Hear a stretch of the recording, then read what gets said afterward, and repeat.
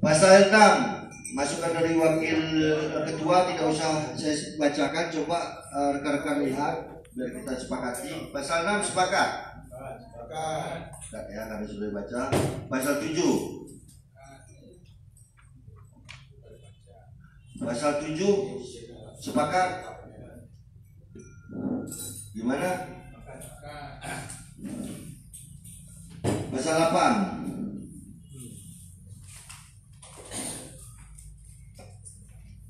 Naik lagi ke atas bang. Oh. Pasal 8 sepakat? Oke, sepakat rekan-rekan? Pasal 9. Nah, silakan Bapak Suhail.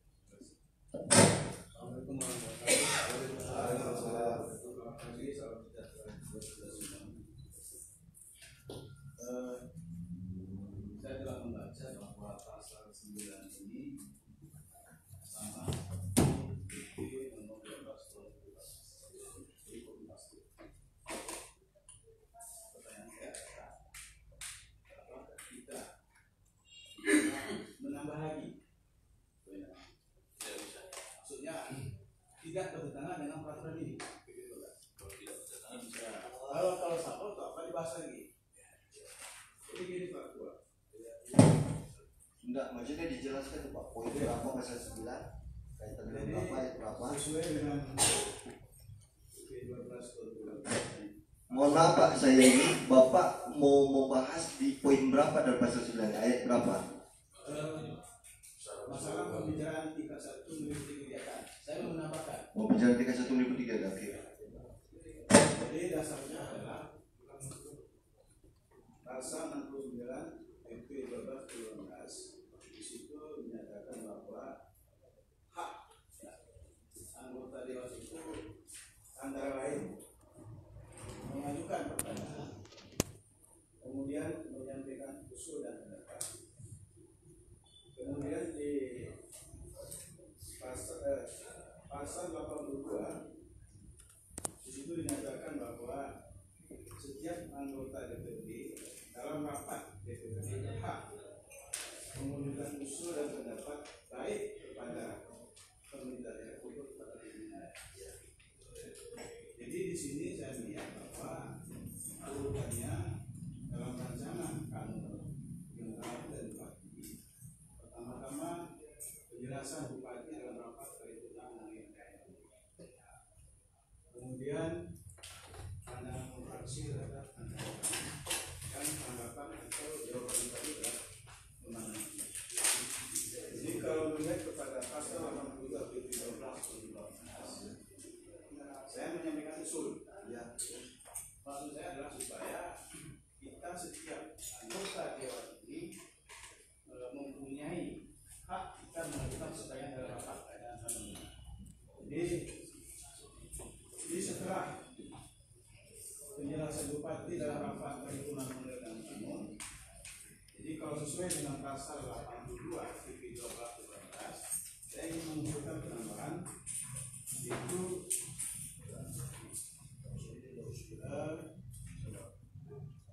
anggota dewan menyampaikan pendapat atau pandangan terhadap berarti profesor Pak ya? Ya, jadi anggota dewannya. Ya. Jadi kan sekarang kan dari bupati langsung kepada fraksi. Sementara kan anggota itu punya hak mengajukan pertanyaan, pendapat. Bagaimana kalau ini kita masukkan penambahan sehingga dalam rapat setiap anggota dewan bisa menyampaikan usul pendapat. Kalau memang itu salah pun apa salahnya?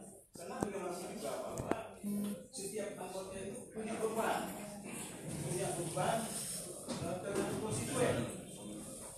Apa yang diusulkan oleh anggota dewan terhadap sidang paripurna.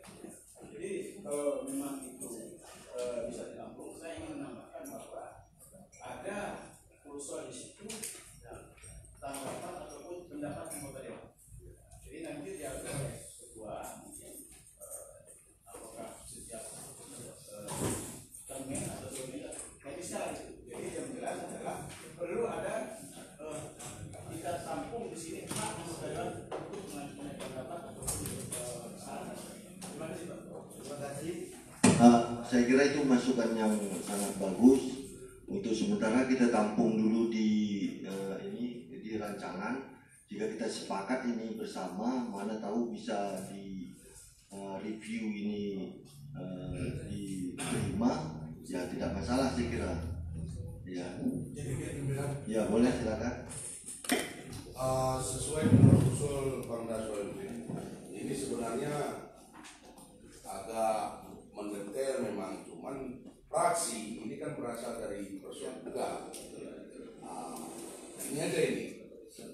Hak fraksi itu kan sudah diberikan seluas-luasnya, memberikan apa saja yang kira-kira. Tapi kalau seandainya dibuat lagi nanti apa penjelasan sesuai dengan usulan beliau tadi, saya kira itu hanya mubazir aja. Toh di dalam fraksi itu kan ada person. Hak kita sama, cuma tertuang dulu di dalam fraksi, tertampung dulu dalam fraksi. Itulah gunanya fraksi.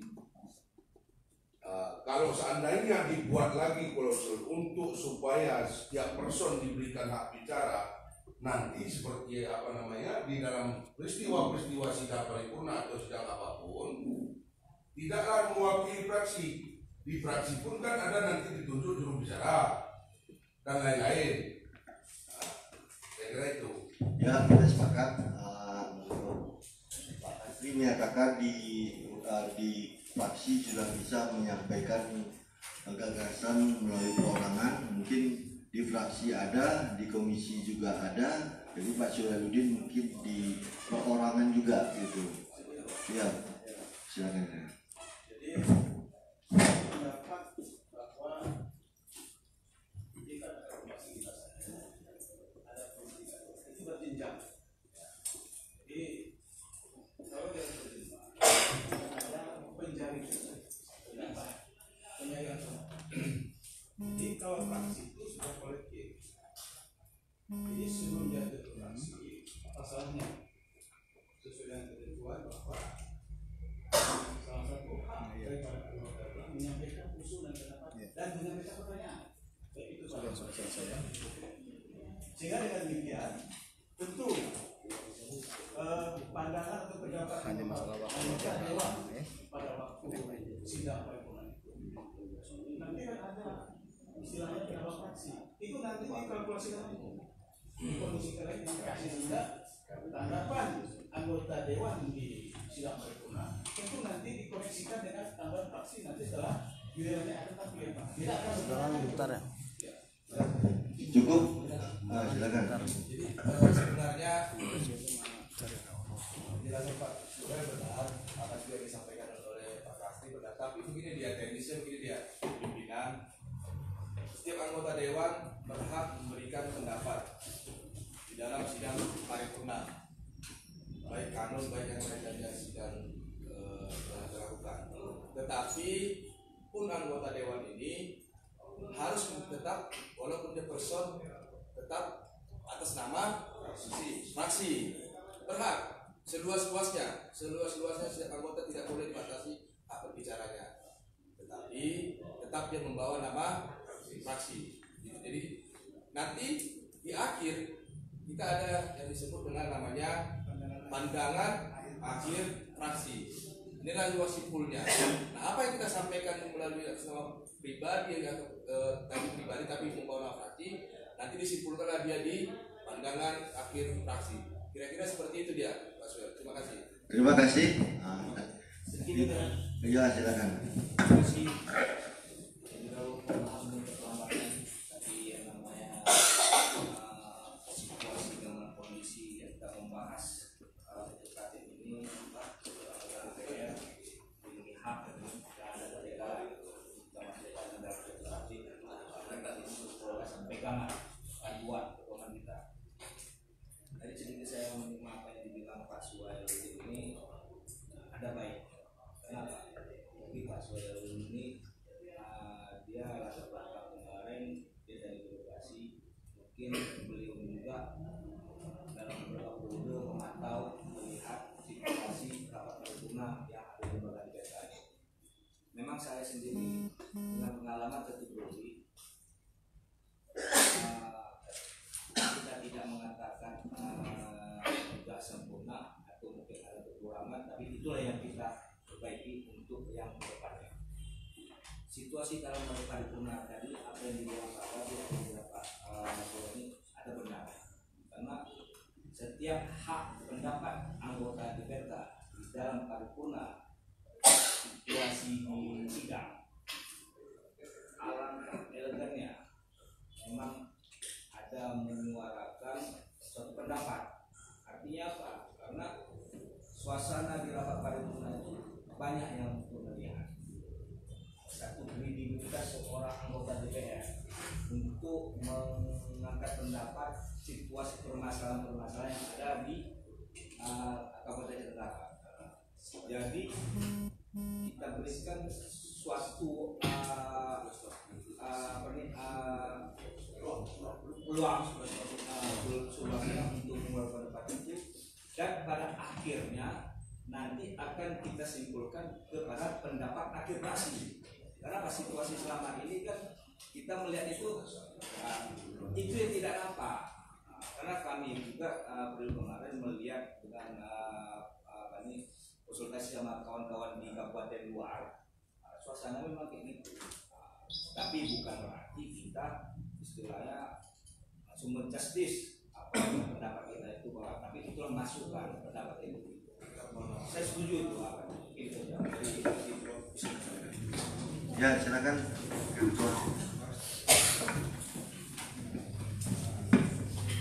Terima kasih pimpinan. Ini menyangkut masalah pasal 9 ini. Sebenarnya yang disampaikan pembicara di awal tadi benar semuanya.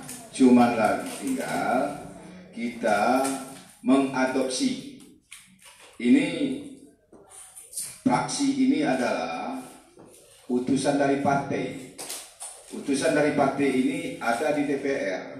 Jadi memang anggota dewan itu diharuskan untuk berbicara. Cuman ada aturan mekanisme yang sudah kita sepakati bersama.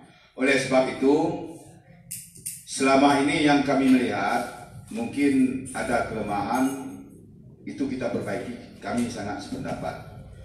Kita di setiap fraksi ada staf ahli dan 30 anggota dewan bisa menyampaikan aspirasinya melalui staf ahli ketika waktu rapat di fraksi. Tidak ada batasnya itu. Oleh sebab itu harapan kami, karena ini tujuan kita untuk perbaikan. Ya, saya rasa semua etikat kita ini untuk melakukan ini perbaikan, tidak ada lebih. Tinggal lagi ini kabar risalah mungkin. Ini redaksinya yang perlu diperbaiki. Jangan copy paste saja. Coba dilihat melalui kanun ataupun melalui perundang-undangan yang berlaku, supaya nanti ketika waktu kita bawa ke evaluasi di kantor gubernur tidak banyak lagi disalah-salahkan. Jadi ini Pak Suel,